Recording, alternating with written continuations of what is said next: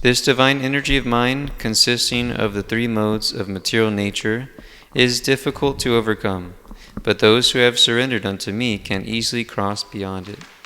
Just put the mic down. Purport. The Supreme Personality of Godhead has innumerable energies, and all these energies are divine. Although the living entities are part of His energies and are therefore divine, due to contact with material energy, their original superior power is covered. Being thus covered by material energy, one cannot possibly overcome its influence. As previously stated, both the material and spiritual natures, being emanations from the Supreme Personality of Godhead, are eternal. The living entities belong to the eternal superior nature of the Lord, but due to contamination by the inferior nature matter, their illusion is also eternal. The conditioned soul is therefore called Nityabada, or eternally conditioned. No one can trace out the history of his becoming conditioned at a certain date in material history. Consequently, his release from the clutches of material nature is very difficult, even though that material nature is an inferior energy. Because material energy is ultimately conducted by the Supreme Will, which the living entity cannot overcome. Inferior material nature is defined herein as divine nature due to its divine connection and movement by the divine will. By being conducted by divine will, material nature, although inferior, acts so wonderfully in the construction and destruction of the cosmic manifestation. The Vedas confirm this as follows. Mayam tu prakritim vidyan mayinam tu maheshwaram. Although Maya, illusion, is false or temporary, the background of Maya is the supreme magician, the personality of Godhead, who is Maheshvara, the supreme controller. Another meaning of guna is rope. It is to be understood that the conditioned soul is tightly tied by the ropes of illusion. A man bound by the hands and feet cannot free himself. He must be helped by a person who is unbound.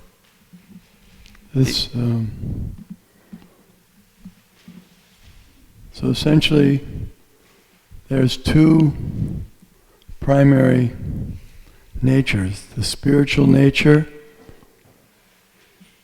that manifests the spiritual abode, the spiritual planets, the spiritual realm, and the second manifestation is the material realm.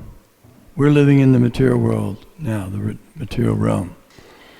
And it's governed by three gunas, or modes.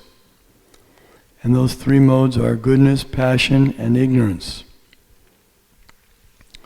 We can see some things in the world are good.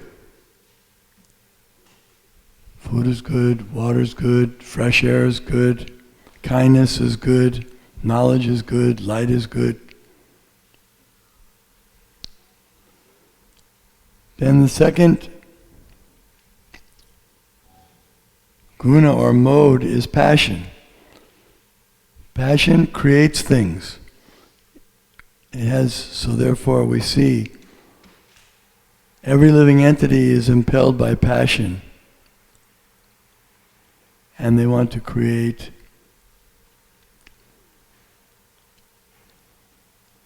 and struggle very hard. Someone wants to succeed, wants to achieve something. Or even fire is a passionate activity. Then there's ignorance. Ignorance is primarily indicated by destruction. The mode of passion creates, the mode of ignorance destroys, and the mode of goodness maintains.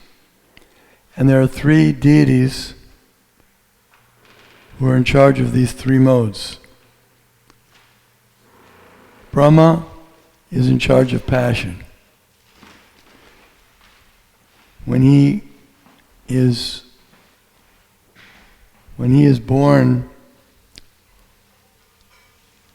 he is the first created being in the universe.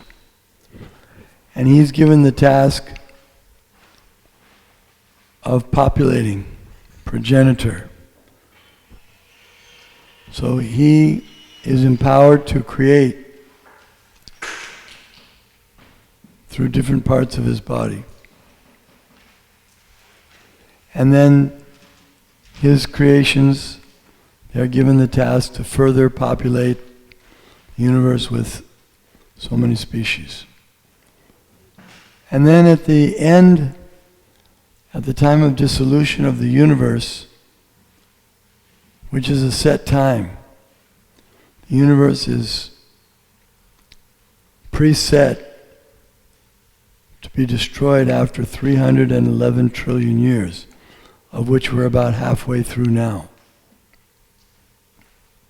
At that time, Lord Shiva takes the responsibility for destroying the universe. And in between the creation and the destruction, Lord Vishnu maintains everything. But the living entities that are in this material world, they're under the direction of these three modes. Sometimes they're influenced by goodness, and they have very nice thoughts, nice activities. They feel good, they're healthy. And sometimes they're influenced by ignorance. They're very fearful, or very angry, or something like that, depressed. And sometimes they're in the mode of passion. They want to enjoy their senses. So we might say of the three, goodness is better than the other two, and passion is better than ignorance. But still, all three of them bind the living entities to remaining in the material world. And to remain in the material world is not the natural position of the soul. The soul is not meant to remain in the material world. The soul is meant to go back to the spiritual world where he came from. Why the living entity leaves the spiritual world is that each living entity is endowed with individuality and free will. And free will means it can be used properly and improperly. When it's used improperly, one thinks, what do I need any help from anyone else for? I'm independent. I'm the best. I'm the center of everything. There's no one more talented than me. And in that mentality, he carves out his future in the material world, because that type of mentality is not suitable for the spiritual world. Because the spiritual world is not just based on knowledge, but pure spiritual knowledge. So everyone knows perfectly well how things are going on, and they know that they're being maintained by Vishnu or Krishna. And therefore they don't become proud artificially about their own capabilities. They know that Krishna is maintaining everything, the spiritual world, and I'm free to act and enjoy my life in relationship with Krishna and other living entities. But if I want to be independent, separate, rebellious, then there's another place, the material world, for those kind of souls. And so we see this world is full of those kind of souls. They're very self-centered. They like to be the center of everything. And they're not very interested in Krishna or God. Of course, there are some attempts to rekindle our faith in Krishna and our knowledge, and that's very good. But generally they're quite, especially we see in the age we're in now, they're not very strong attempts like we see now. At best, someone may be thinking, I'll go on Sunday and I'll spend a little time dedicating to spiritual things. But actually, in the spiritual world, everyone is totally absorbed in spiritual activities. Spiritual activities are the real activities of the soul, and the material activities are the diseased activities, or the superficial activities of the soul. We say superficial or diseased because in the material world, the soul is very small, 1/10,000th the size of the tip of a hair. And it's covered by a material body. And the living entity becomes confused by ahankara, or false ego. And he thinks that he's the body that he's inhabiting. The soul that's in the body of a flea thinks he's a flea. The soul that's in the body of a dog thinks he's a dog. The soul that's in the body of a human thinks he's a human. But actually, these are just the vehicles that the living entity is given to experiment with material nature to see if this is really where he wants to be. We've been here a long time, since time immemorial. And we've gotten the opportunity to try out different bodies. Sometimes a demigod body, sometimes the body of a human, sometimes the body of a tree. And in every experience, there's some pleasure and some suffering. But as long as the living entity wants to continue rotating, transmigrating from body to body in the material world, he's given that opportunity according to his work, or karma. You've heard the word karma. You know what the word karma means? It means action and reaction. So according to his actions, he gets reactions. And he gets a body according to what he deserves, according to his past activities.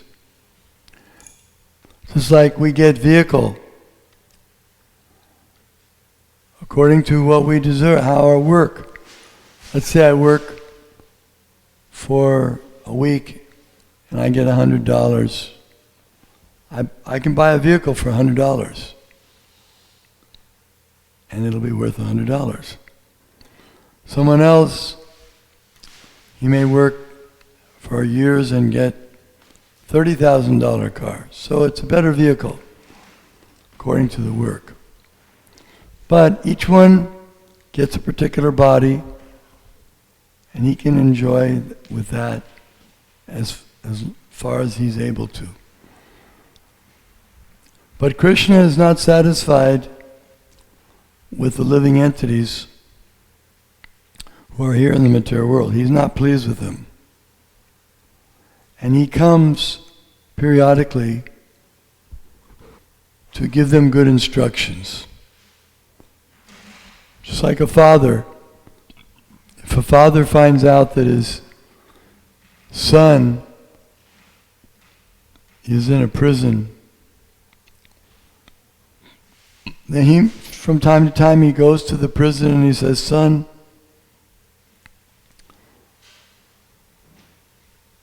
we're not happy that you're here. We'd like to help get you out if you behave nicely. If you prepare yourself, you'll be coming up for parole soon, and you can get out.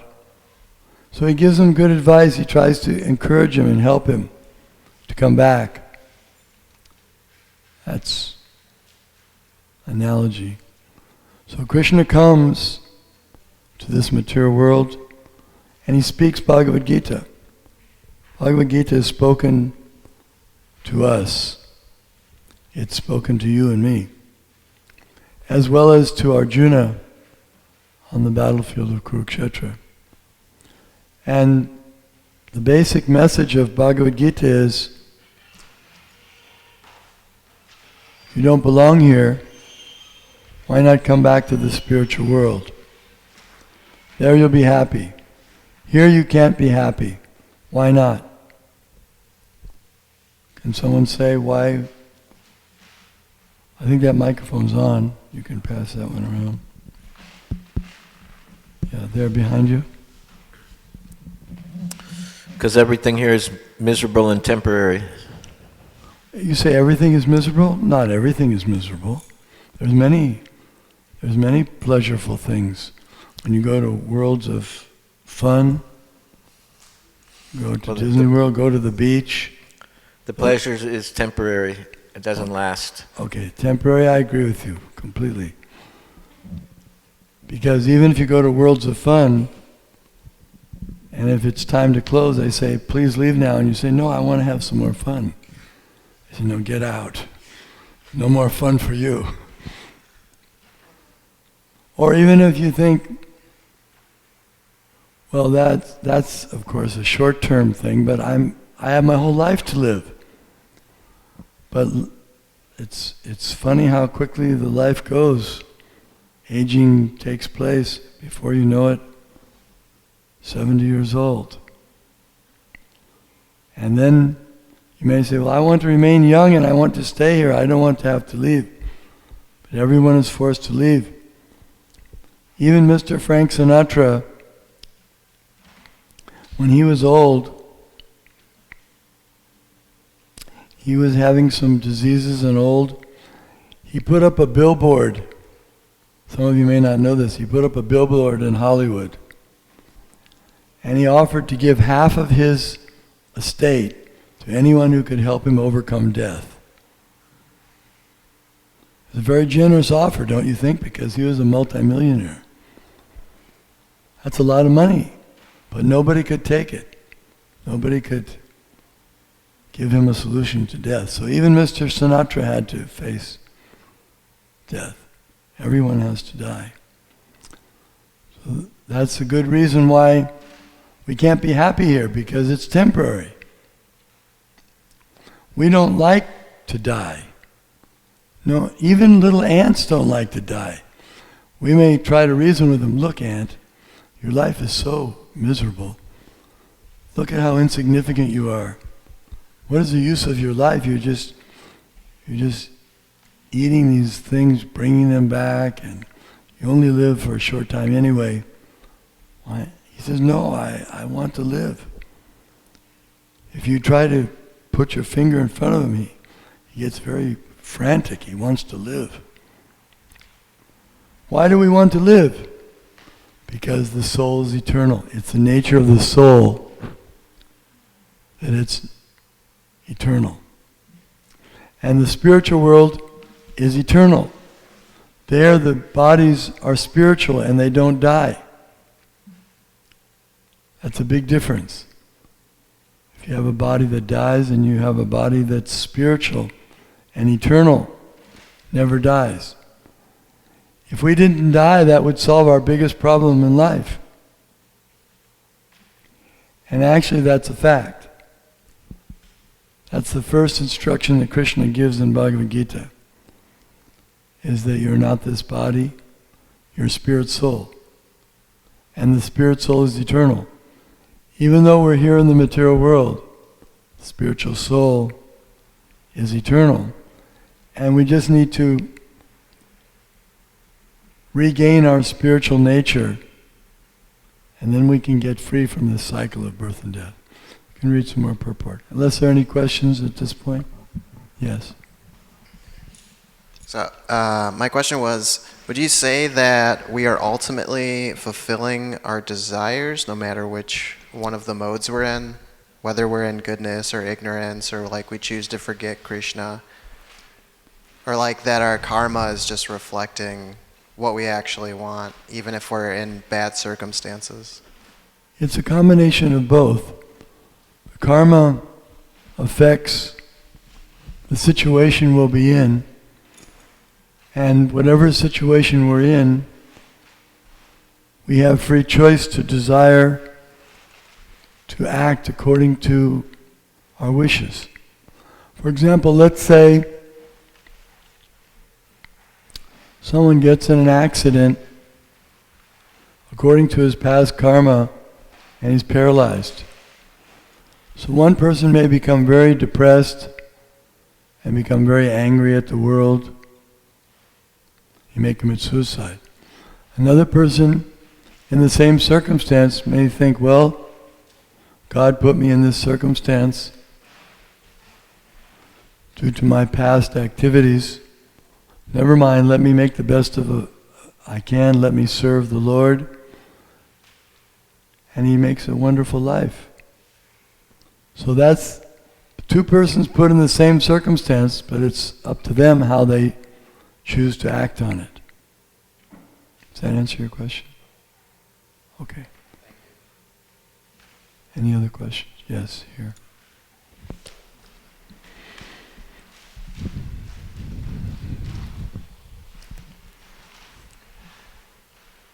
Danavir Maharaj, thank you for your class.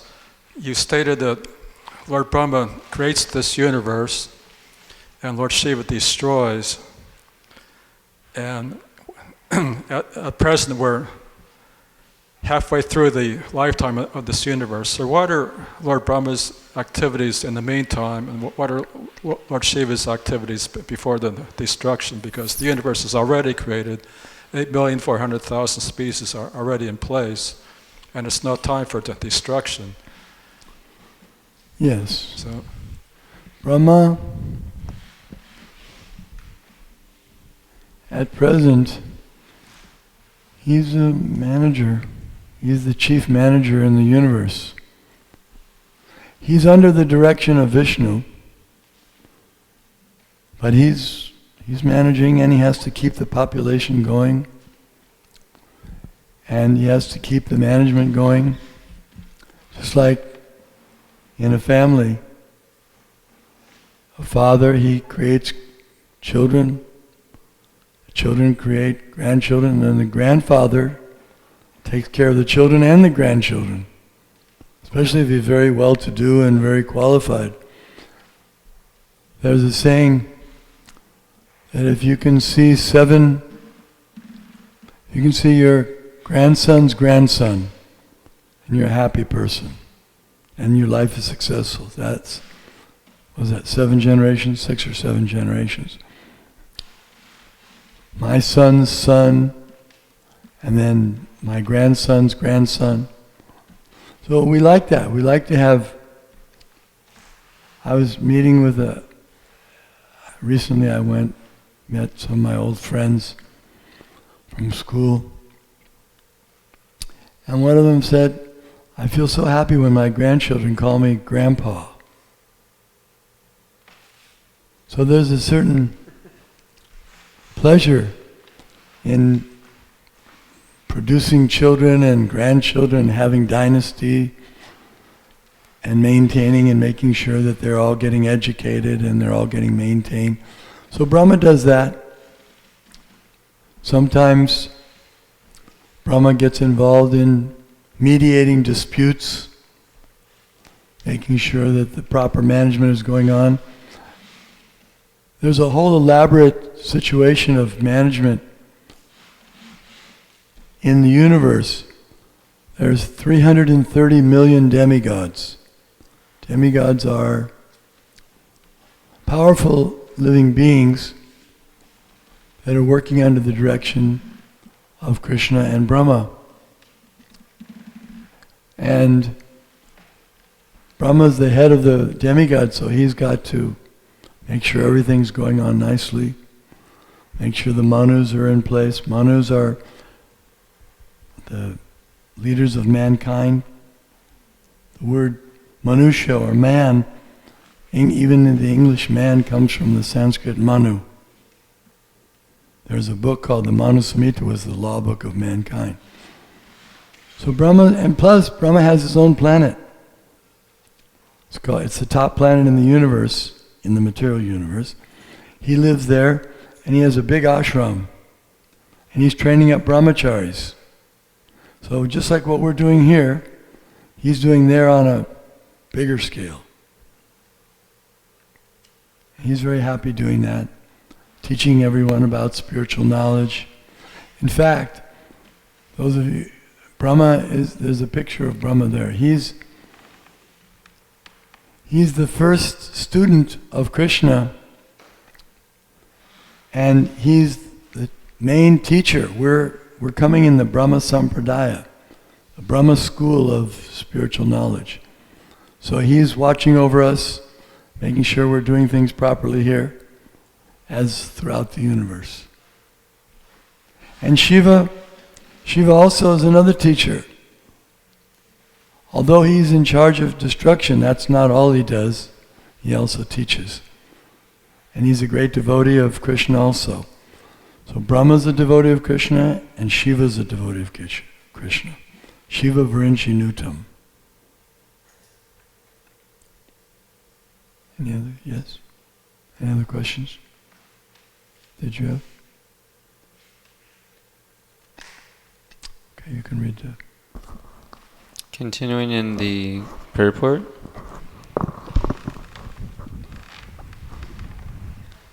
Therefore, because the bound cannot help the bound, the rescuer... Oh. What's that? Thank you. Therefore, only... the rescuer must be liberated. Therefore, only Lord Krishna or his bona fide representative, the spiritual master, can release the conditioned soul. Without such superior help, one cannot be freed from the material bondage of material nature. That means that we can't extricate ourselves from being bound up in this material world by ourselves. When we're bound up by ropes, we can't get free by ourselves. We need someone who's not bound up by the ropes, who comes and unties us. And that untied person is either Krishna, who's the supreme untied person, or Krishna's representative, someone who's received transcendental knowledge from Krishna, and he can come and untie us. So that's considered to be the most momentous time in our sojourn in the material world, when we come in contact with that person who unties us from the bondage of material ignorance, who gives us transcendental knowledge. Brahmande Brahmite Kono Bhagyavan Jeev Guru Krishna Prasade Pai Bhakti Lata Bij. It's by the mercy of Krishna that one gets a guru, and by the mercy of the guru or the teacher, one gets Krishna. It's the most important thing in our existence. And we've been traveling around, as we mentioned before, from body to body, different planets, suffering, enjoying, sometimes thinking we're happy, just like on a Ferris wheel. Sometimes you're up and you think I'm on top of the world, and then you're down, up and down. Sometimes we're a demigod living in heaven for thousands of years, and then sometimes we're living as a little insect for a few minutes. So we have to get extricated from this bondage of ignorance, this darkness. And Krishna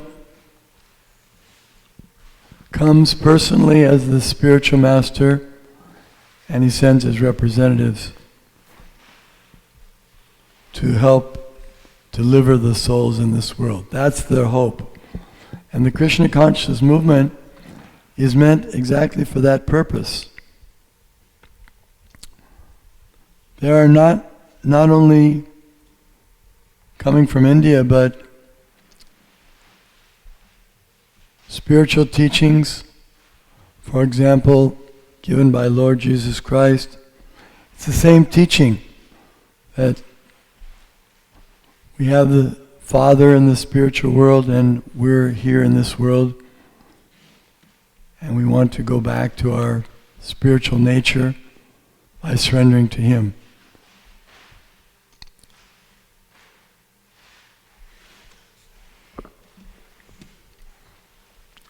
Devotional service or Krishna consciousness can help one gain such release. Krishna, being the Lord of illusory energy, can order the insurmountable energy to release the conditioned soul. Oh, that's an important point. As long as we're under illusion, controlled by the modes of material nature, we can't get out. It's very difficult to get out. But if one surrenders to Krishna, then Krishna instructs Maya means the illusory energy, to let that soul free. He has that power. Just like even the president or the king can give a pardon to someone who's in prison. He can give him the freedom. He has that power. So Krishna has that power to free one, and the only requirement is that one surrender. So what does it mean to surrender? Surrendering to Krishna means to take Krishna's side, to become Krishna's man or Krishna's woman. I'm going to do what Krishna wants from now on. I've tried doing things my way, my country's way, my team's way, my family's way, and it's not working. I'm not solving the problems. I'm still suffering. And we see everyone in the material world is suffering. The only ones who aren't suffering are those who are fully surrendered to Krishna. Because, as stated in this verse, then it becomes very easy to cross beyond it, beyond the material world. Then there's no more anxieties. In the material world, everyone's full of anxiety. Why do they drink? Why do they take intoxication? Because they're in anxiety. There's so many things that cause us distress. Even just living is distressful because we're afraid that we're going to stop living. We're afraid we'll have a heart attack or someone will attack us. How can we be happy in this material world? But the spiritual world, those things are not there. Now someone may say, well, it's true that there are lots of fears and terrorism and things to worry about here, but doesn't that add some spice in life?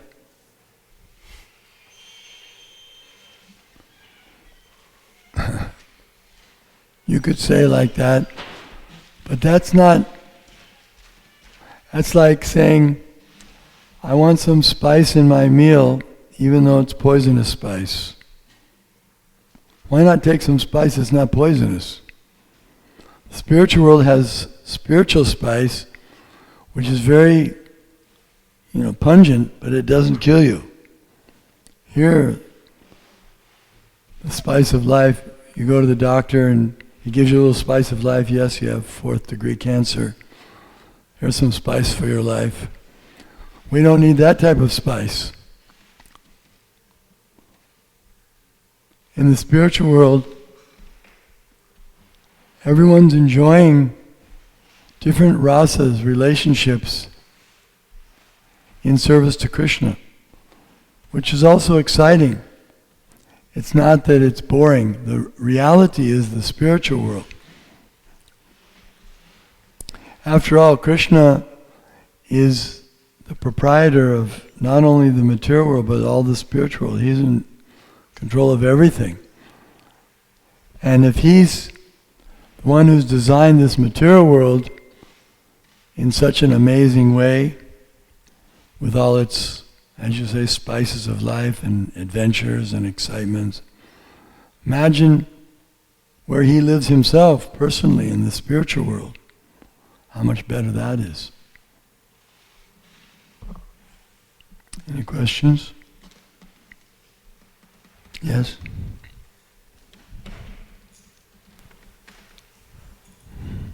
So why did Krishna create us? He didn't create us, we're eternal. There was never a time when the soul did not exist.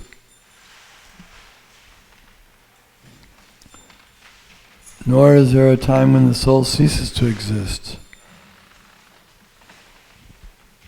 Ajo nityam shashvatoyam parana nahanyate hanyamani sharire. The living entities are as eternal as the Lord, as Krishna. They are of the same nature. The difference is that they're dependent upon Krishna. He maintains them. They're not independently able to maintain themselves. So there's no creation for the soul. If you mean why did he wish to have living entities? Because he is the source, you're right, Janma Jasyata. But we don't use the term created in that sense, as in timing, a beginning of time. But yes, originally he's one, and he becomes many, Eko Bahu Sham, for his enjoyment. Why does a man take the trouble to have children? Because he wants to relish the relationship with children. He likes to do it. He likes to take care of them, he likes to associate with them. Someone may say, why do you want to do that? It's going to cost you money, it's going to take energy. They cry in the middle of the night. So many problems. He says, I don't care, I like it. That comes from Krishna. Krishna likes these living entities.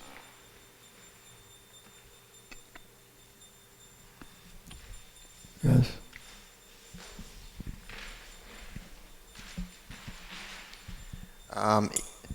Even though the material world is temporary, is it eternal in the sense that it's always being destroyed and then being remade? Is there ever not material existence? There is a time when it's within the body of Vishnu. It's not manifest. That's called pradhan. That's the innate stage, unmanifest stage. It's there within, like a pregnant woman. The child is there, but he's inside. Then he comes out. So when Mahavishnu exhales, then everything, all the material universes come out. There's a Mahatattva that is manifested by Vishnu for the material world, which is a total material energy. So yes, the material energy is always there, either in a manifest or unmanifest state. Thank you. Yes. Is there any way whatsoever that we can learn accurately about our previous lives?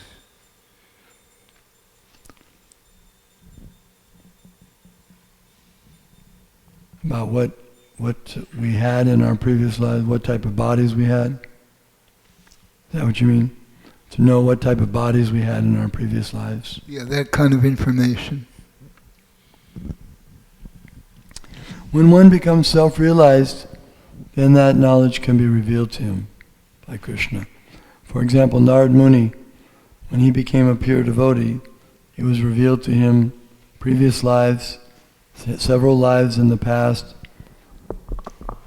and in fact it even went back to one of his lives when he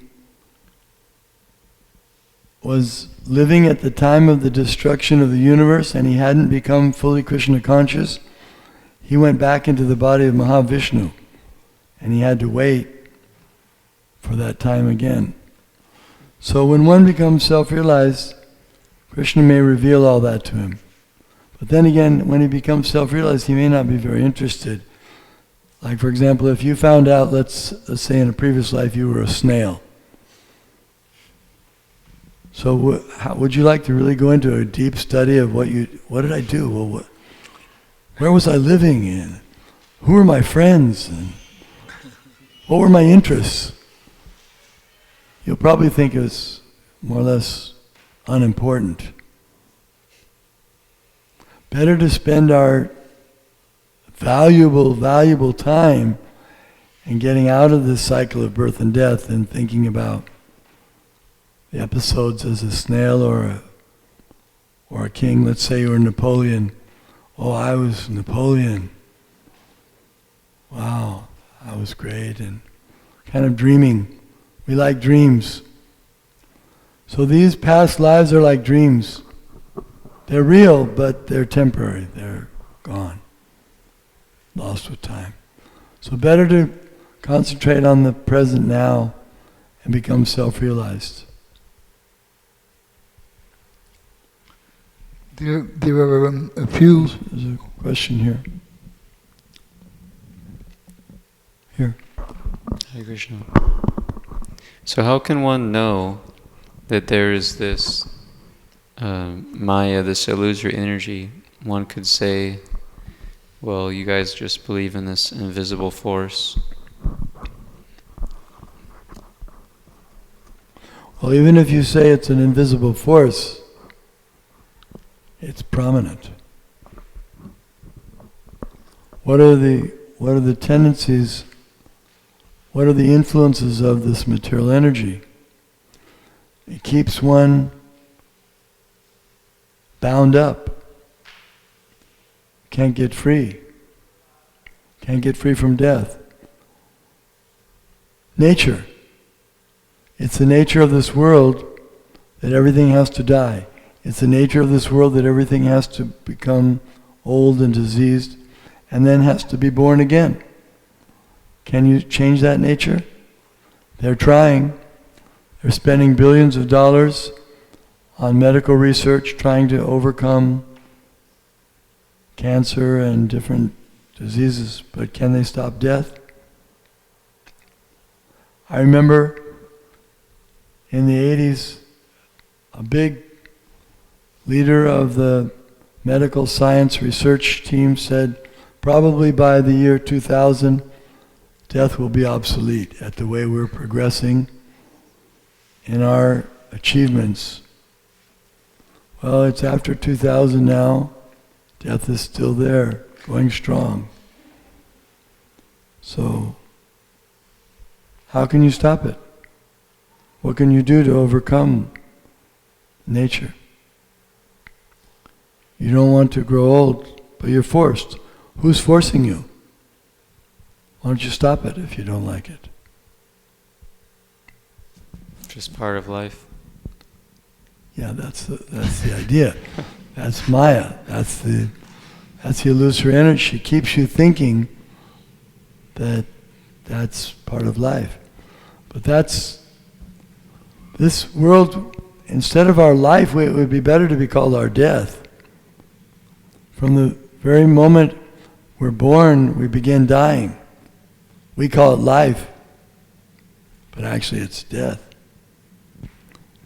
If you're expected to live 50 years and you've lived 25 years, you're half of your death is fulfilled now. The other half is waiting. Yes? Maybe it should be just mentioned that there are few, very rare, saintly personalities that do not want to go to Goloka Vrindavan. Rather, they want to go to hell, and they want to go to the hottest part of hell. And the reason is so that they can help the persons that are suffering the most. Any other questions? Yes?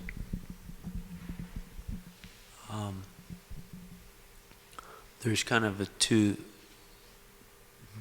Should everyone want to become a pure devotee? Yes. Everyone should want to become a pure devotee. That should be our only desire. Because the pure devotees are the only ones that are enlightened, fully enlightened, who are fully merciful, who have good qualities, who are happy, fully blissful, free from anxiety. They're kind to everyone. They're friend with everyone. Who else can you find like that?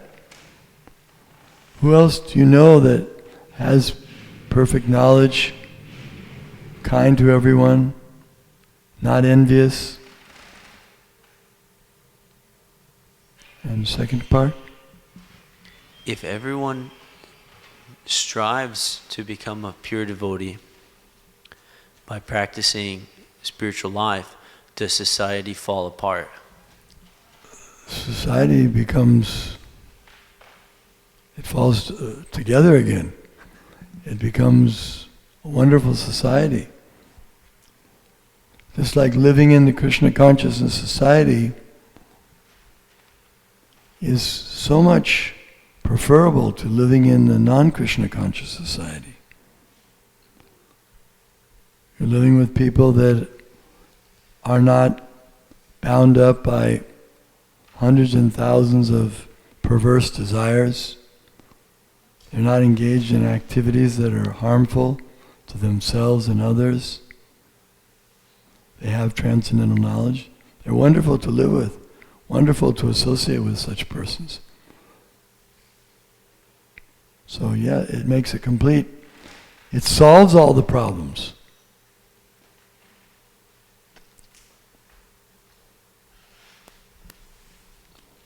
It doesn't cause problems. The problems are caused by those who are not Krishna conscious or not spiritually minded. They're the ones that cause the problems. Like, for example, Maharaj Yudhisthira. Maharaj Yudhisthira was a great Krishna conscious devotee. And he was prepared to rule the world, which was his duty, and to give respect to every single person in the world, every living entity. He wouldn't harm anyone unnecessarily. He was such a pure soul. Now he had a cousin who was envious and who wanted to be the king himself, even though he didn't deserve it. And he tried to kill Yudhisthira in so many ways. Cheated in this and that, gambling match, cheating gambling match. But Yudhisthira Maharaj never wanted revenge for him. He was so pure. Now who do you think Krishna would rather have in charge? Yudhisthira Maharaj or his cousin? He wanted Yudhisthira Maharaj, so he helped arrange that. The Battle of Kurukshetra was for that purpose, to reestablish Yudhisthira as the king, so everyone would be satisfied and happy in the world. When there's a Krishna conscious leader, everyone can be happy and satisfied. So if the world becomes Krishna conscious, it'll be a wonderful place to live. It'll be like the spiritual world.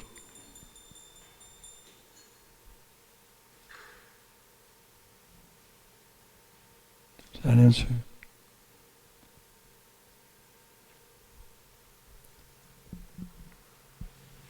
Other questions? Do you have any questions?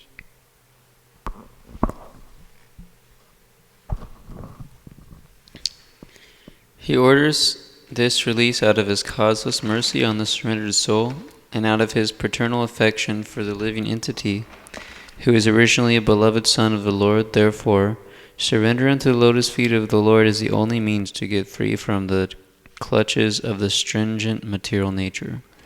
I remember I was not raised in a very religious or spiritually minded family or society. And if you had mentioned to me the word surrender to God in my youth, it would have been rejected immediately as being something just completely undesirable. It has nothing to do with my life. Fanaticism. But when I met the devotees, I got a different perspective on what surrender can be. Chanting, dancing, feasting, transcendental knowledge, kindness to all living entities.